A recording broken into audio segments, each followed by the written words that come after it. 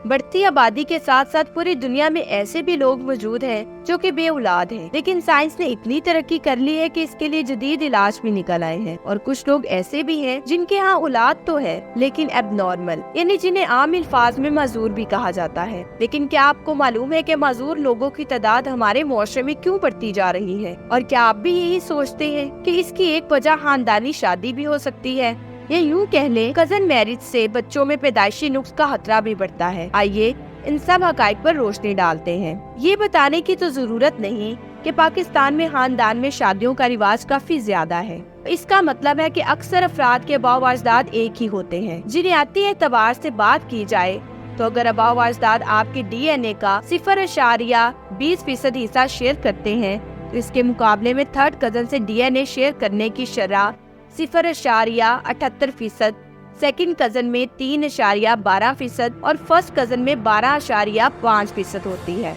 और जितना ज्यादा एक दूसरे से DNA शेयर करेंगे उतने ही ज्यादा जिन्याती अमराज जैसे थैलेसीमिया और दीगर औलाद में सामने आने का इम्कान बढ़ेगा। ताहम इस बारे में मजीद बात करने से पहले एक हकीकत को जान लेना बेहद जरूरी है कि औलाद में जिन्याती मर्ज उस वक्त मुंतकिल होगा जब आपके जिस्म में कोई मसला होगा, जैसे सिस्टिक फाइब्रोसिस नामी मर्ज है जो कि CFTR जीन में नुक्स के बायस होता है। मगर इस मर्ज का शिकार होने के लिए आपके अंदर नाकिस जीन की 2 कापियों की जरूरत होगी।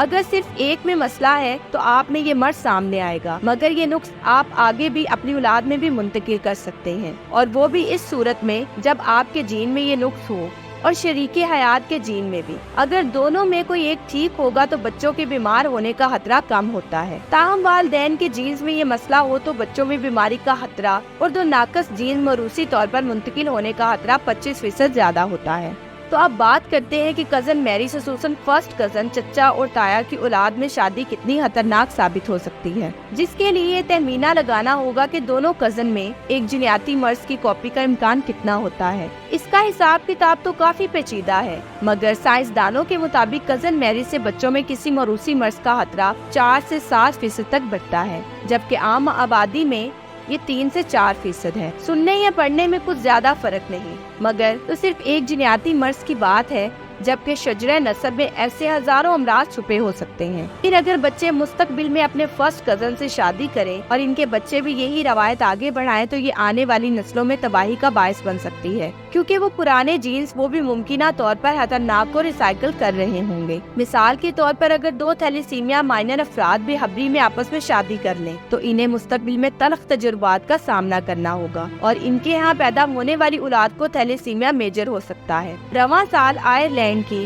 एक क्वींस यूनिवर्सिटी की तहकीक में बताया गया था कि कजन मैरिजेस के नतीजे में इनके बच्चों में शिज़ोफ्रेनिया जैसे मर्ज का इम्कान 2 गुना बढ़ जाता है। तहकीक के मुताबिक इस तरह के अमराज वालिदैन से बच्चों में महसूस DNA के बायस वुर्से में मुंतकिल होते हैं, जैसे सीखने में मुश्किलात और ज़हनी माजूरी वगैरह। दुनिया में हर 10 में से 1 बच्चे के वालिदैन एक दूसरे के रिश्तेदार होते हैं। मुहक्किकीन का कहना था कि तहकीक के नताइज चूँकि चौंका देने वाले हैं, क्योंकि आम तौर पर किसी शख्स में शिज़ोफ्रेनिया का खतरा 0.3 से 0.66% तक होता है।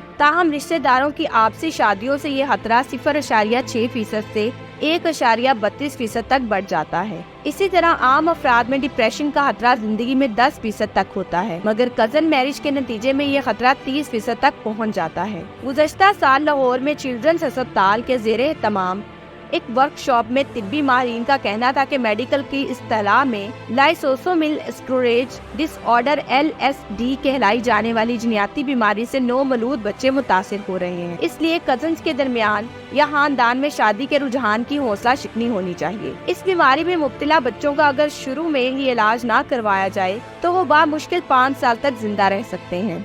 LSD के इलाज से बच्चों में अमवात में कमी लाई जा सकती है, लेकिन ये बहुत महंगा इलाज है।